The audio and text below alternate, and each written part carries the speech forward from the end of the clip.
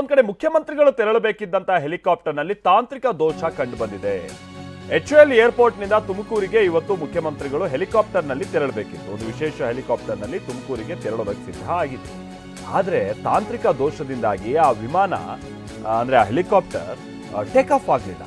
ಹೀಗಾಗಿ ಸದ್ಯ ರಸ್ತೆ ಮಾರ್ಗವಾಗಿ ತುಮಕೂರಿಗೆ ಸಿದ್ದರಾಮಯ್ಯನವರು ತೆರಳುತ್ತಾ ಇದ್ದಾರೆ. ತುಮಕೂರಿನಲ್ಲಿ ಕರ್ನಾಟಕ ಕ್ರೀಡಾಕೂಟವನ್ನ ಉದ್ಘಾಟಿಸ್ತಾರೆ ಸಿಎಂ. ಹೆಲಿಕಾಪ್ಟರ್ನಲ್ಲಿ ಹೋಗ್ಬೇಕಾಗಿತ್ತು, ಈಗ ರಸ್ತೆ ಮಾರ್ಗವಾಗಿ ಹೋಗ್ತಾ ಇದ್ದಾರೆ.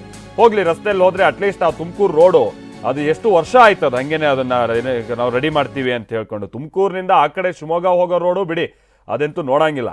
ಇನ್ನು ತುಮಕೂರು ಹೋಗೋ ರೋಡು ಅಷ್ಟೇ, ಬಹಳ ವರ್ಷಗಳಾಗಿದೆ.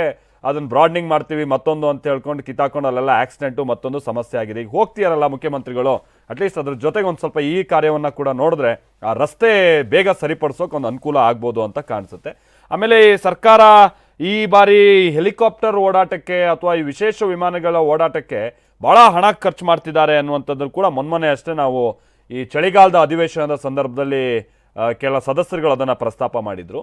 ಹಾಗಿದ್ದೂ ಕೂಡ ಕೆಲ ಹೆಲಿಕಾಪ್ಟರ್ಗಳಲ್ಲಿ ಹೀಗೆ ತಾಂತ್ರಿಕ ದೋಷ ಉಂಟಾದಂಥ ಕಾರಣಕ್ಕಾಗಿ ಮುಖ್ಯಮಂತ್ರಿಗಳು ತೆರಳಬೇಕಾಗಿದ್ದಂಥ ಸ್ಪೆಷಲ್ ಹೆಲಿಕಾಪ್ಟರ್ನಲ್ಲಿ ಈಗ ಮುಖ್ಯಮಂತ್ರಿಗಳು ರಸ್ತೆ ಮಾರ್ಗವಾಗಿಯೇ ತುಮಕೂರು ಕಡೆ ಹೊರಟಿದ್ದಾರೆ. ನೋಡ್ತಾ ಇದ್ದೀರಾ ನೀವು ಅಲ್ಲಿ ವಿನ್ಸನ್ ಮ್ಯಾನರ್ ಬ್ರಿಡ್ಜ್ ಕೆಳಗೆ ಹೋಯಿತು ಈಗ ಮುಖ್ಯಮಂತ್ರಿಗಳ ವೆಹಿಕಲ್.